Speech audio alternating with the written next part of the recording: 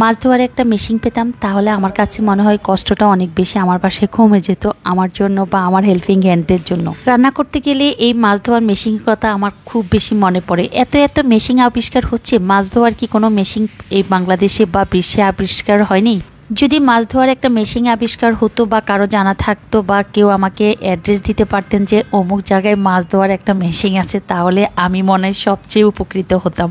কারণ এত এত মাছ ধোয়া পড়ে আমার বাসায়, তো এত এত মাছ ধুতে হয়, একটা মেশিন পেলে যত কষ্ট হোক আমি কিনে নিতাম। সকালবেলা ঘুম থেকে উঠে নাস্তা এখনও করিনি, প্রথমে লাউয়ের উপরের ছিলাগুলো ফেলে দিয়ে তারপরে হচ্ছে ধুয়ে নিলাম, আলুর উপরের ছিলা ফেলে দিয়ে ধুয়ে তারপরে হচ্ছে শাকগুলো পরিষ্কার পরিচ্ছন্ন করে তারপরে হচ্ছে ধোয়ার জন্য রেডি করছি। আসলে আমরা সকল তরকারি যদি প্রথমে ধুয়ে পরিষ্কার পরিচ্ছন্ন করে কেটে তারপরে হচ্ছে রান্নার জন্য রেডি করি, তাতে করে সুবিধা হয়, পুষ্টিগুণটা ভালো থাকে।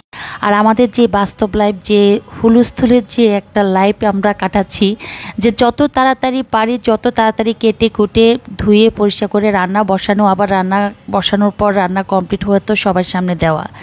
তো আজকে হচ্ছে সব কিছুই হচ্ছে আমি প্রথমে হচ্ছে কেটে বা বেছে নিয়েছি, দেন হচ্ছে কাটাকাটিটা করিনি, ওগুলো হচ্ছে ধুয়ে পরিষ্কার করে নিলাম। এদিকে চলে আসলাম নাস্তার টেবিলে, একটু ফুডিং খেতে দিলাম সবাইকে, পাশাপাশি হচ্ছে যেহেতু কাটাকাটি করেছি একদম পরিষ্কার পরিচ্ছন্ন করে এখন নিজে ফ্রেশ হয়ে রান্না করে যাব, সেজন্য হচ্ছে আমি প্রথমে ফেস ওয়াশ দিয়ে মুখটাকে ভালোভাবে ক্লিন করে নিচ্ছি। আর এই ক্লিন করার কারণে হচ্ছে আমার মুখটা এতটা ফ্রেশ থাকে। আর পাশাপাশি হচ্ছে একটু টাইম নিয়ে হচ্ছে ফেস ওয়াশটা পুরো মুখমণ্ডলে দিতে হবে, তাতে করে হবে কি আপনার মুখের যে ময়লা বা রান্নাঘরে বা বাহিরে যখন যেখানে যান না কেন মুখটা ফ্রেশ থাকে। পাশাপাশি হচ্ছে আপনি ডে ক্রিমটা ইউজ করতে পারেন, এটা হচ্ছে আপনার মুখের মেস্তা, কালো কালো ছোপ, ব্রণ ওঠা বা মুখ কালচে হয়ে যাওয়া, ব্রাইটনেস বাড়ানো, বিভিন্ন ধরনের উপকারিতা আছে, যেটা হচ্ছে আপনি পেজে নক দিলেও আপনি ওনাদের সাথে আরো ডিটেলস জেনে নিতে পারবেন। কারণ আমি 1 বছর যাবত এই প্রোডাক্টটা ইউজ করে আসছি, আমার কাছে অনেক বেশি কমফোর্ট ফিল মনে হচ্ছে। আমার কাছে মনে হচ্ছে রান্নাঘরে থাকি, এত বাহিরে যাই, সবকিছু মিলিয়ে আমার ত্বকটা আলহামদুলিল্লাহ এখন অনেক ভালো আছে। সুবিধাতে আমি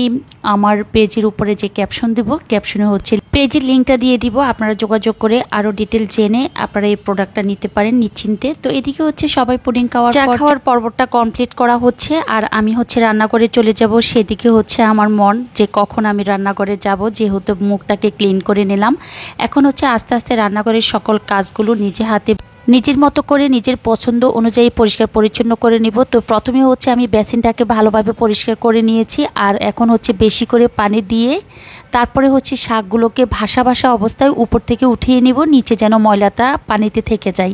আমার মতো করে কারা শাক পরিষ্কার করেন অবশ্যই জানাবেন। যেহেতু অনেকগুলো শাক সেজন্য আর ঝাঁপিতে নিলাম না, একদম বেসিনের ভিতরে বেশি করে পানি নিয়ে তারপরে হচ্ছে ভাসা ভাসা করে 2-3 বার করে শাকগুলোকে ধুয়ে একটু বাঁকা করে ঝাঁপিতে রেখে দিলাম পানি ঝরিয়ে যাওয়ার জন্য।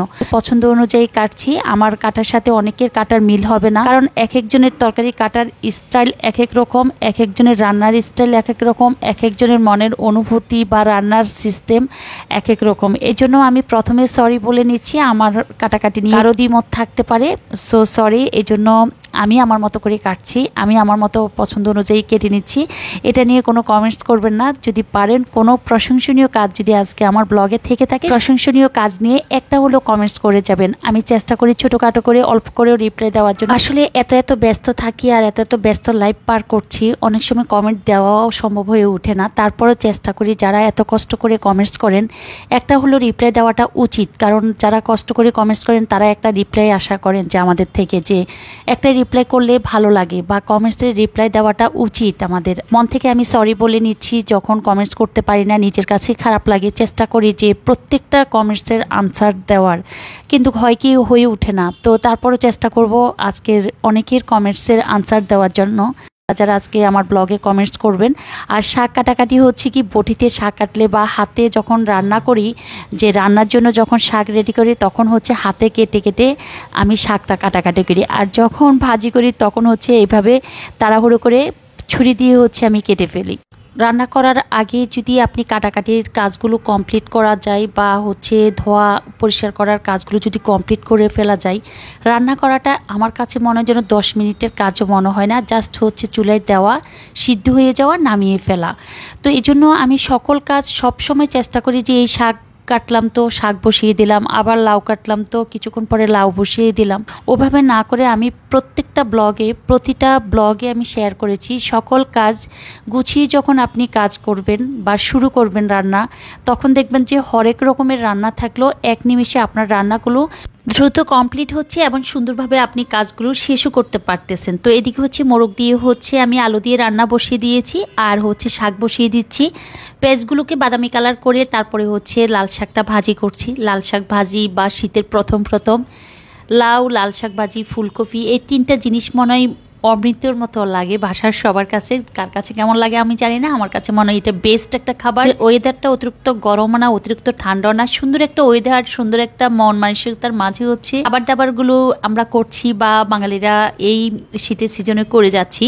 তো সব কিছু রান্না কমপ্লিট হচ্ছে। তো আর লাস্ট রান্নাটা হচ্ছে লাউ, আবার আরেকটা লাস্ট রান্না হচ্ছে মুড়িঘণ্ট, যেটা হচ্ছে রুই মাছের মাথা দিয়ে মুগ ডাল দিয়ে রান্না করছি, যেটা আরও ফেভারিট একটা খাবার। তো সবাই অনেক বেশি ভালো থাকবেন, সবাইকে সম্মান দিবেন, ভালোবাসবেন। আন্তরিকতা আর ভালোবাসা, শ্রদ্ধা এগুলো যদি থাকে, প্রত্যেকটা পরিবার সুন্দর থাকে, প্রত্যেকটা পরিবারের বন্ধন সুন্দর থাকে, অটুট থাকে এবং মসৃণ থাকে। তো সবাই অনেক বেশি ভালো থাকবেন, আমার জন্য দোয়া করবেন। আল্লাহ হাফেজ।